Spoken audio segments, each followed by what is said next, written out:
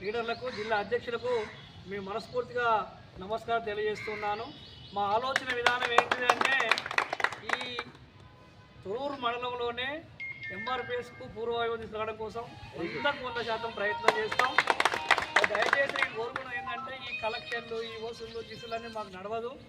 ఎందుకంటే పార్టీగా వేరు, ఉద్యమం వేరు. ఉద్యమం అనేది ఒక మీటింగ్ జరిగినప్పుడు 10 రూపాయలు అడకపోయి అన్న వాళ్ళ దగ్గర తీసుకుపోయి ఒక 10 మంది తీసుకుపోవడం ఒక వ్యక్తి అయితే, ప్రతి చిన్న అవసరాలకు కూడా ప్రతి ఒక్కరి దగ్గరికి పోయి నేను మాదిగా అని చెప్పి అడుక్కున్న వాళ్ళు ఎంతమందిలో నేను ఖండించిన వ్యక్తిని నేను. ఎందుకంటే మనం అడుక్కునే వాళ్ళం కాదు, ఒకరు చెప్పేవాళ్ళం. అందుకనే బాబాసాహెబ్ చెప్పిండు, వ్యక్తి ప్రయోజనం కన్నా వ్యవస్థ ప్రయోజనం గొప్పదని చెప్పిండు. వ్యక్తి ఇవ్వాలని నువ్వు ఏదో ఎంఆర్పిఎస్ కండవ కప్పుకొని ఎంఆర్పిఎస్ మీద అడుక్కోవడం కాదు, కానీ ఎంఆర్పిఎస్ అనే కండవ కప్పుకున్నప్పుడు నువ్వు ఎంతమందికి ఉపయోగపడ్డావు, ఈ మాదిగ జాతిని ఎంత ముందు తీసుకుపోతున్నావు అనేది ముఖ్యం. ఈ ముందుకు తీసుకుపోవడంలో వెంకన్న కానీ, జిల్లా అధ్యక్షుడు కానీ, మన ఐరన్న కానీ వీళ్ళందరూ నాకు పూర్తి సహకారాన్ని అందించాలి. ఎందుకంటే నేను కొత్తగా అధ్యక్షుని అయి ఉన్నాను.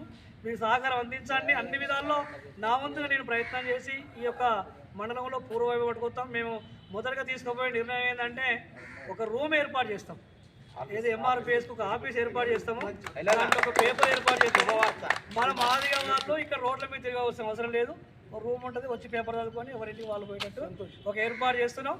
దానికి నేను గ్రామ కమిటీని కూడా ఏర్పాటు చేస్తాను. ప్రతి గ్రామ కమిటీలు అనేది ఫస్ట్ మనం ఏంటంటే ఒక నలుగురం మేము కూడుకొని మేమందరం ఎప్పుడు కలుసుకోవాలి ఏం తెలుసుకొని మీలాంటి పెద్దలు తీసుకొని ఒక గ్రామం, ఎందుకంటే కొత్త కదా మాకేం వాళ్ళు తెలియదు.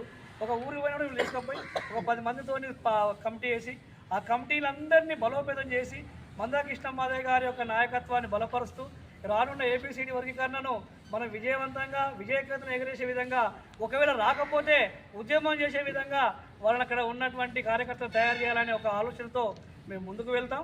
మీరు మాకు ఇచ్చినటువంటి అవకాశానికి మేము ఆ జన్మాంతం రుణపడి ఉంటామని మనస్ఫూర్తిగా కోరుకుంటూ థ్యాంక్ యూ.